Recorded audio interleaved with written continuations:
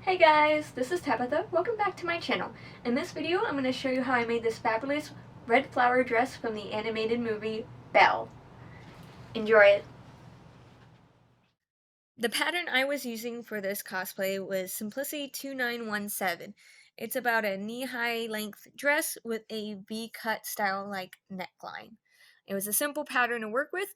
All I did was, instead of doing the normal lining that the pattern calls for, I did it using the original pieces, just extended the lining down to the waist.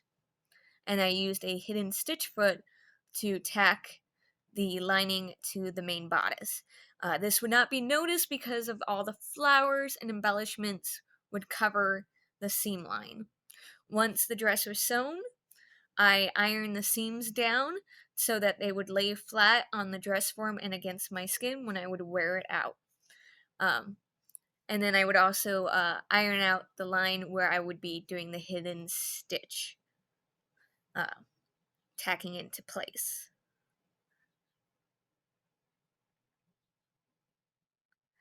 The next part was for me to draw out each of the petals onto the fabric that I'm going to be using to make the petals. It took me a while to design the shape of the petals. I had to play around with the paper until I came up with a style I liked, which is the style you see me using. The fabric I'm using for these petals is a Casa fabric I found at Joann Fabrics. It has a wax texture that kind of feels like a flower petal, and it has this look of a flower petal. Now, I made roughly about 60 of these petals. 2/3 of these petals I ended up dyeing different shades of red. It was a long process to cut them all out, pin them together, sew the edges so that they would be the opening. I left an opening at the top of the petal. This top of the petal made it easy to pull the fabric inside out and would be later easy for me to do the next step. My cat enjoys watching me play with fabric in the dining room. This was a very long haul process, and I probably should have sped this up a little faster, but I thought it would be easier for you guys to see the texting work on this part of the costume, because I had to make about 50 of these petals.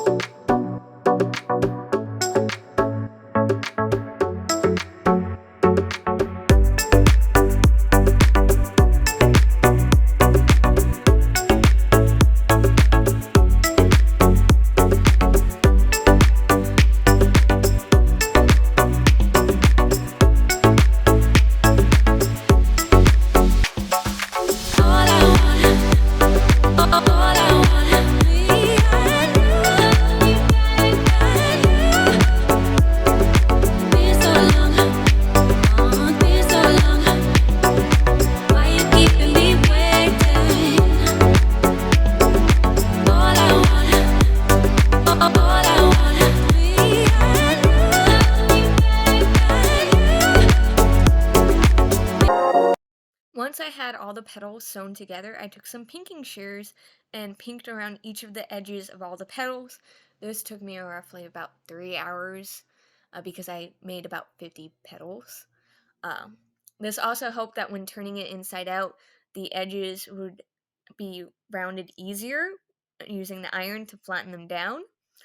This is the same process you would be using if you were just doing individual triangles and curved areas, but since all the petals are curved in general, the pinking shears were the easier choice to use. However, I learned that the iron seemed to seal the wax, which made it really hard to dye later. It was a long process in doing that. The dye I used was Rit Dymore, since the fabric is 100% polyester. I used the Racing Red Rit Dymore, the purple, brown, and the graphite to help dye the fabric. Because the fabric is red itself already, just using the red Dymore does not make the red fabric turn even more redder. It won't do anything. You need the different colors to help darken the fabric. So it took a lot of trial and error to find the right shade of red with the combination of dye to get the different shades I was going for the costume. Once each petal was dried from the dyeing process, I used them as a template for the foam. The foam I'm using is Pelon 76 Flex Foam. It's very soft, thin, flexible. I was able to put this in each petal. So once I cut it up, I trimmed it down a little smaller so that it would be able to fit flat in each petal. And since each petal is different, I had to basically use each petal as a template for its own foam. This was also another long process, so I put on a movie, watched some YouTube as I filled each petal with foam. To give it the petal effect, I had to roll it, use a pin to hold it in place, and then hand stitch it down. Um, the best pin to use is kind of like a thin needle pin that can go through the thick layer of the fabric and the foam. Once I had them all tacked down, I started playing with them on the dress itself to see how I wanted to place each petal. It was kind of a hit and miss. I wasn't sure how I wanted it to look, and the belt that I have currently on the dress form on the dress was a test subject. Um, I wasn't sure if that one was going to work, and it ended up not working. I had to make a new belt later, but it worked enough to help me give an idea of how far I want the petals to go up the dress and how wide the belt had to be to cover the top of each petal. Once I marked with a chalk on where I wanted the petals to be, I pinned each petal into place using a very large pin. That was also sturdy enough that it wouldn't move when I took the dress off the dress form. Uh, with the first layer of petals done, I sewed them in place using a zigzag stitch, going over the top of the petal completely. I think I went over each top of the petal like 5 times to make sure it was secured in place. This became difficult as each layer was added because the petals are so large and my sewing machine is so small. So be very careful on how you uh, put the dress under your sewing machine because sometimes the fabric will bunch, and you also will get stuck by pins a lot because you're trying to move the dress as you're sewing and you're going to hit your own hands with the pins. Once that was done, I worked on my armbands. I used performance fabric, which is extremely stretchy. It's used for like dance wear or swimsuits. I found some 6-inch long trim that's pleated chiffon for the base of my glove or arm warmers, whichever you want to call them. Uh, it was kind of easy to make these, and I kind of almost forgot to videotape making them. So this is just the tail end of me making one of them. But it was really simple, and I kind of wish I'd actually recorded the process of making these.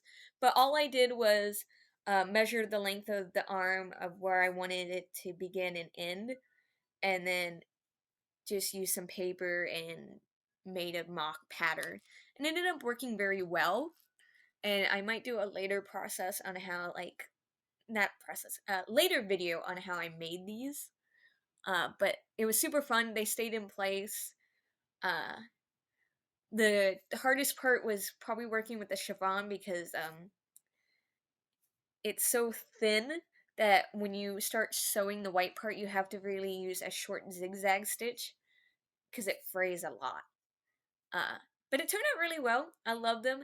Later on, I ended up adding rhinestones to them to make them super sparkly, uh, which was an easy process using some jewelite glue and some hot fix rhinestones.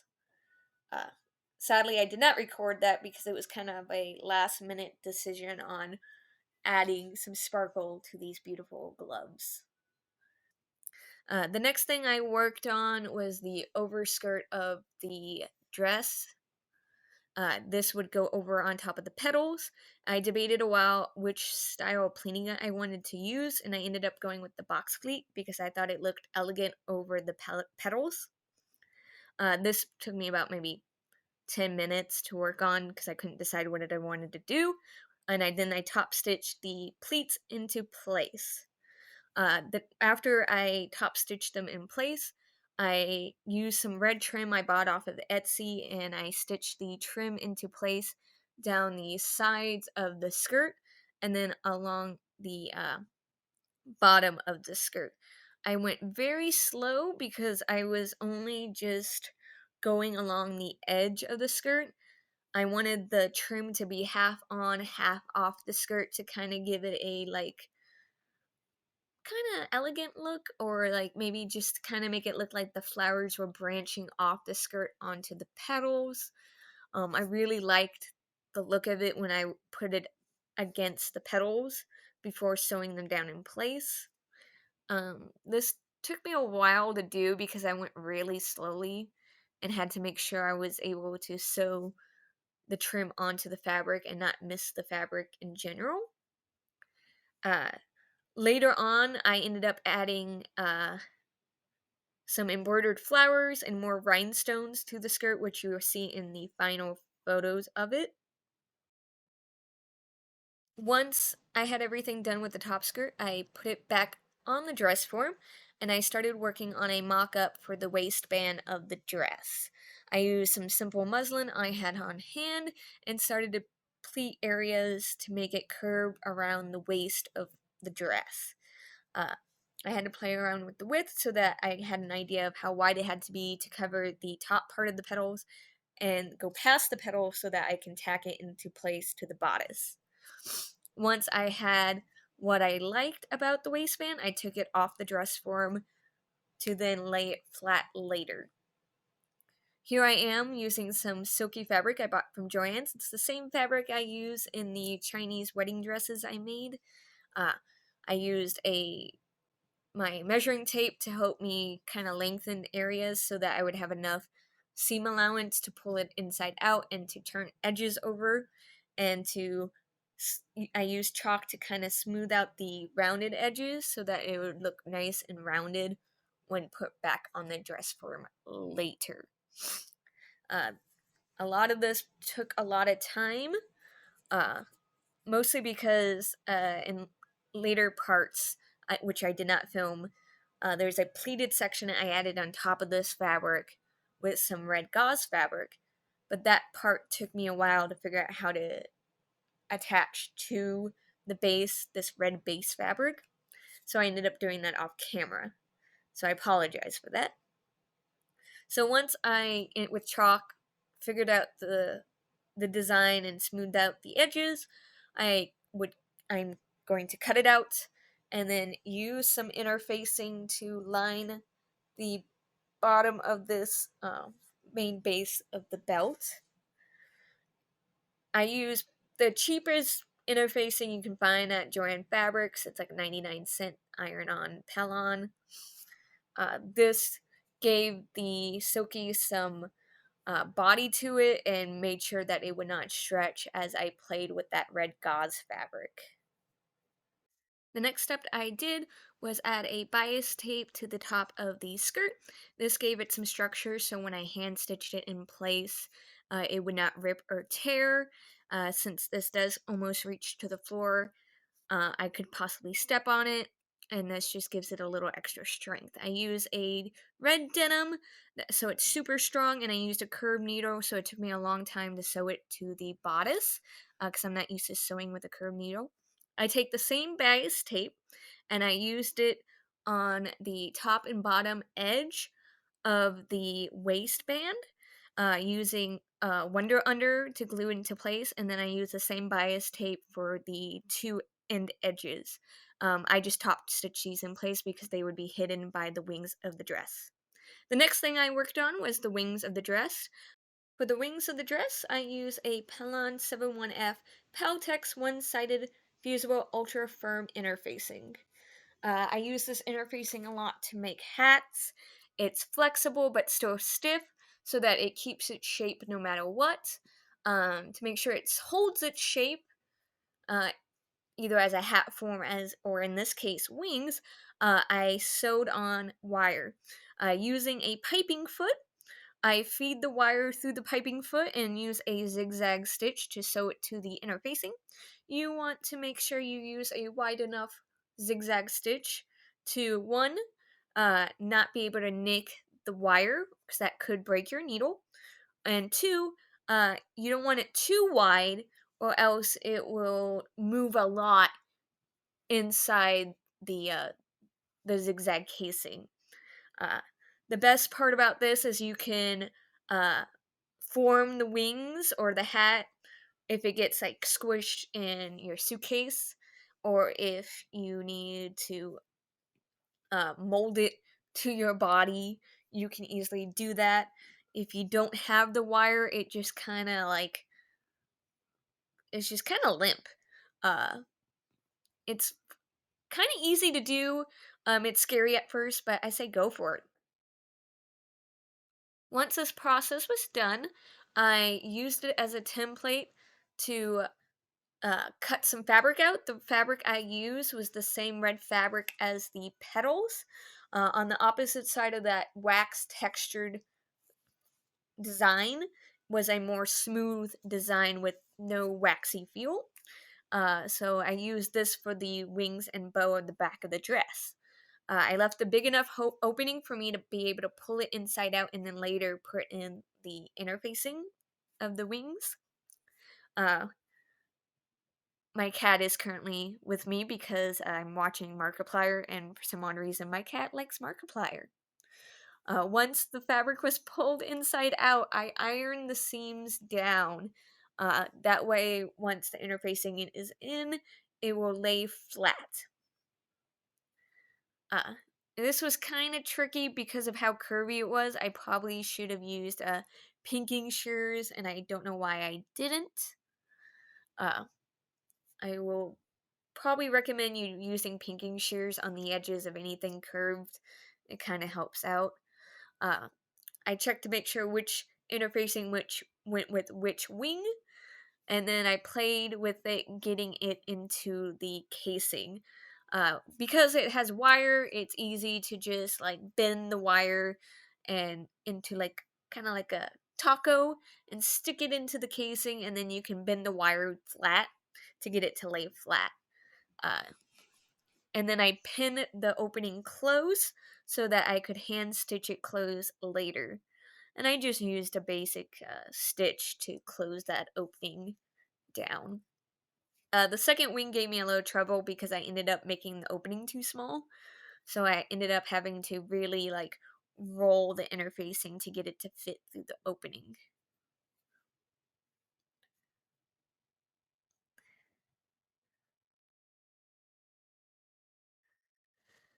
The next part I worked on was finally hemming the bottom of the dress.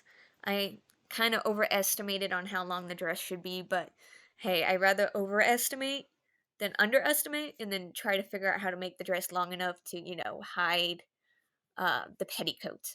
I did wear a petticoat under this dress. I don't think it needed the petticoat, but I thought that it gave it more body and made it hold its shape with the weight of the petals.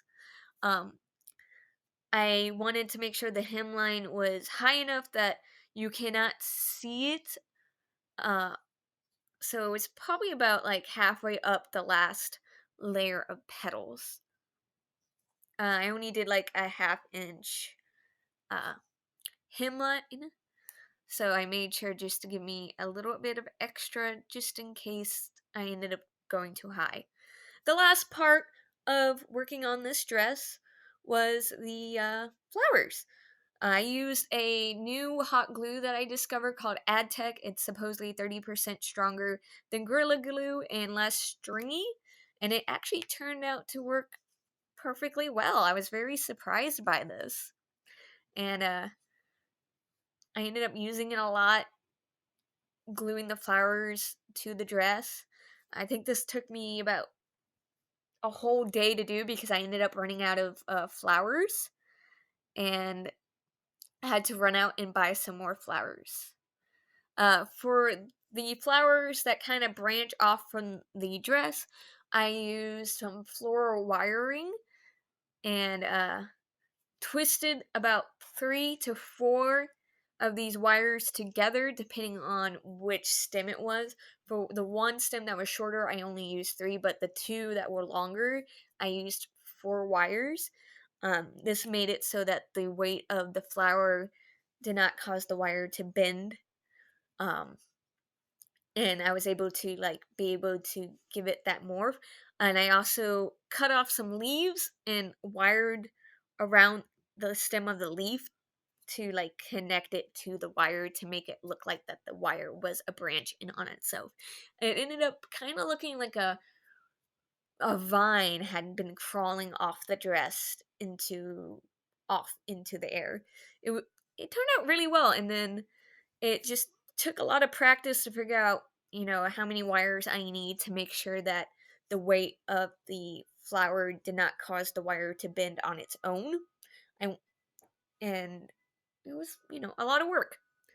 But it was a great process, and I kind of enjoyed this part of it. Did not enjoy the part of gluing on all the flowers.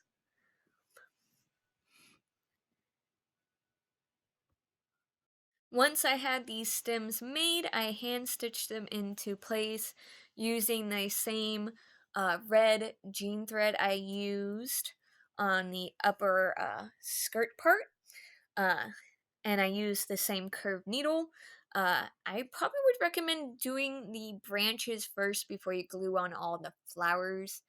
It turned out to be even more tricky once the flowers were already glued on to kind of sew these stems into place. I had to basically stitch around petals and such. Uh, I made sure that the branch went down about maybe 5 inches down the bodice so that it had an anchor to it. And I kind of did the stitches up and down it twice to kind of anchor these branches into place and then hot glued them down. The final step of this costume was doing a little more rhinestones. I added rhinestones to the red lilies and another flower, and I added rhinestones down the side of the upper skirt. Enjoy.